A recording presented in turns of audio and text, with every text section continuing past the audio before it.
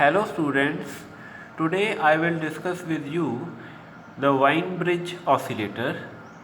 In the previous lectures, we have studied 4 different oscillators.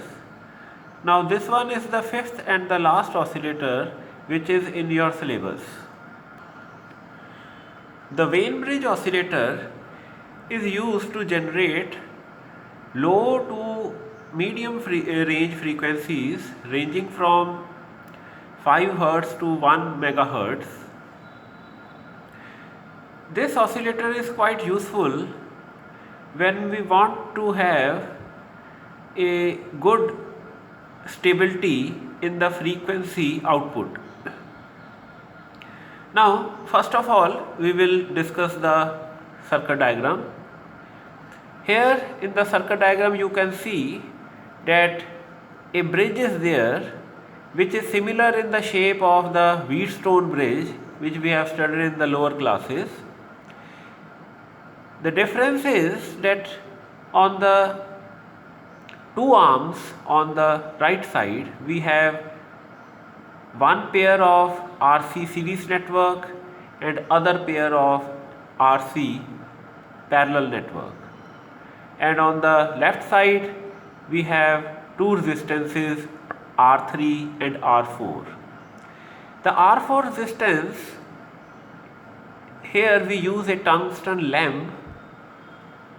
The tungsten is a metal, so the resistance of the filament that is used as R4. Further in this circuit we have two amplifiers, common emitter amplifier 1 and the second amplifier. In your book they have drawn the actual circuit of both the amplifier transistors and along with it the various resistances and capacitors which are used for the stability of the Q point, that are also shown. So here I have made this circuit diagram more simplified, where just we have to show that we have used two amplifiers. These two amplifiers, they are used, first amplifier it amplifies the oscillations, and the second amplifier it is used to introduce the phase difference of 180 degree. So here you can see that the waveform which is the input of the first amplifier, when it goes out as a output, there is a phase change of 180 degree. So 180 degree phase change at the first stage or the first amplifier, and again 180 degree phase change when the output comes from the second amplifier. So that means these two amplifiers in total produce a phase difference of 360 degree. Now the different components, as we know that we require tank circuit. So here the tank circuit, it is there in the circuit diagram. You can see these two sets of RC networks, one is series network and other one is parallel network.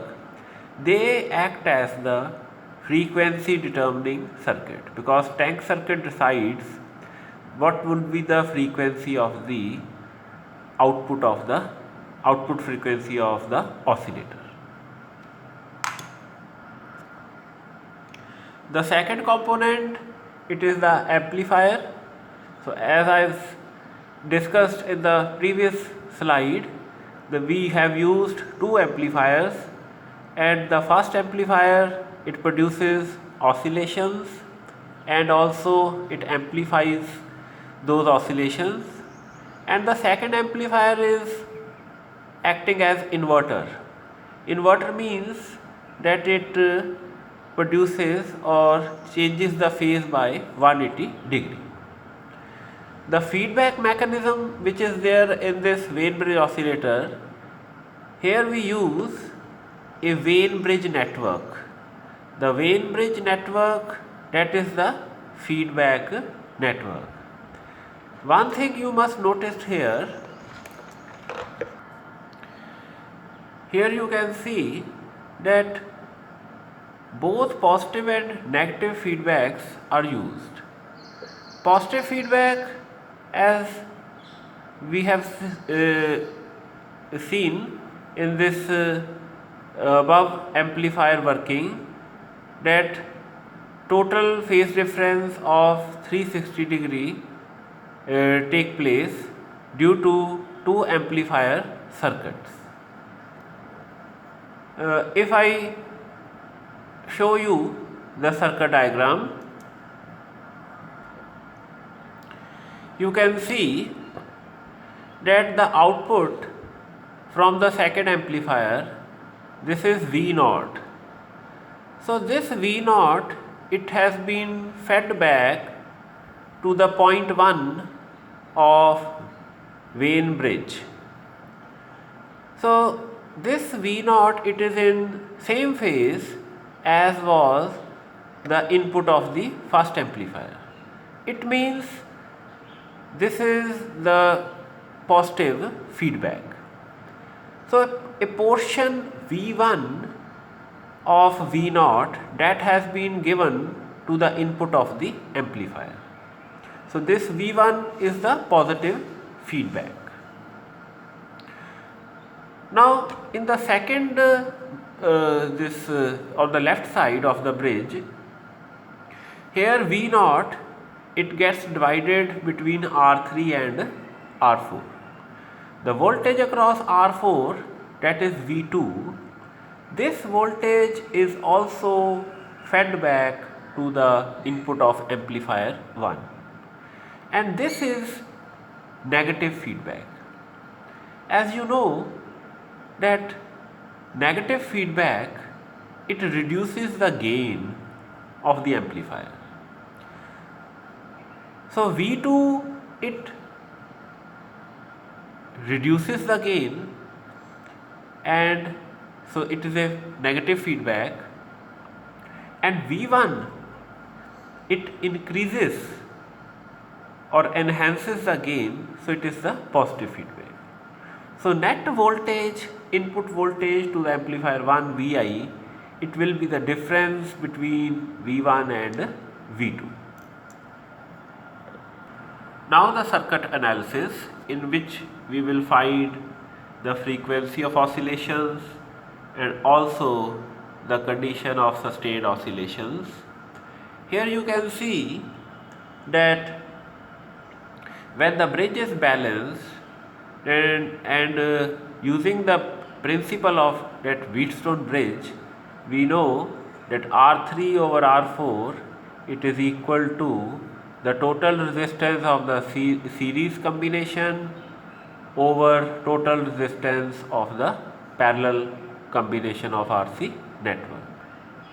So if we solve this equation, it's a simple equation, then you will arrive at the result of equation 1. Here R3 over R4, it is equal to 2 plus this imaginary part. Now equating the real parts of equation 1, we get R3 is equal to 2R4, and when we equate the imaginary parts, then we get this frequency of oscillations f equal to 1 over 2 pi RC. So these calculations are quite simple as we compare with those of the previous 4 oscillators. Now to find the condition of sustained oscillations, you can see using this voltage divider rule that V2 voltage, it will be equal to R4 over R3 plus R4 V0. We can understand this from the circuit diagram. Here you can see that V naught was the total output voltage which was fed back, and it has been divided between voltage drop across R3 and R4. So voltage across R4, it is equal to V2, and if I use the voltage divider rule, then V2 voltage will be R4 over total resistance R3 plus R4 into total voltage V0. Now, if at balance point we use the condition 2, which is that R3 is equal to R4 in this equation 4, then V2 becomes equal to V0 by 3. And also when the bridge is balanced, then V1 will be equal to V2 and both are equal to V0 by 3. In that case, the input voltage to the amplifier 1, it will become equal to 0.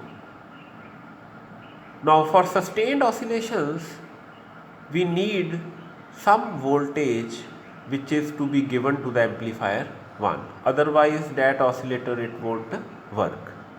It means that I have to slightly unbalance the bridge so that V1 could become should not be equal to V2. So here I have briefly shown the working of that Wien bridge. You can see that if V0 increases, that the output of the oscillator increases, then naturally the current in the Wien bridge, it will also increase, because V0 is fed back to the Wien bridge. With increase in current, more heat is generated in the Wien bridge circuit. That all we know from lower classes, that if current is more, then more heat will be produced. Due to rise in temperature, the property of the metal is that its resistance increases with increase in temperature. Due to that, V2 voltage across R4, it also increases, and due to this, the gain of the amplifier, it decreases, because gain it decreases, it means that V2 offers negative feedback. With the negative feedback, when gain decreases, then naturally the output voltage V0 of the oscillator, it will decrease. So here a mechanism exists in this oscillator to make the amplitude of the output stable. So this is done with the combination of positive and the negative feedback. So negative feedback, it stabilizes the amplitude of Wien bridge oscillator. Now as I have said earlier, we have to slightly unbalance the bridge. Therefore this ratio, which was equal to 1 by 3 at balance point, I have just disturbed it, and 1 by n fraction has been subtracted from this 1 by 3 such that n is greater than 3. So in that case, the input voltage to the amplifier, now it will be equal to V0 by n. So the feedback fraction beta, that we all know, it is the ratio of feedback voltage over output voltage. So here feedback voltage is Vi. So if putting these values, we get feedback fraction equal to 1 by n, and the condition of sustained oscillation, that is the Barkhausen condition, that has to be satisfied by all the oscillators. So loop gain beta equal to 1, put the value of beta, we find the gain, it should be equal to n, which is n is greater than 3. So this is the required condition for sustained oscillation, that for the Wheatstone Wien bridge oscillator, gain of the amplifier, it should be greater than 3. So this was all about Wien bridge oscillator. This oscillator is also quite important from the examination point of view.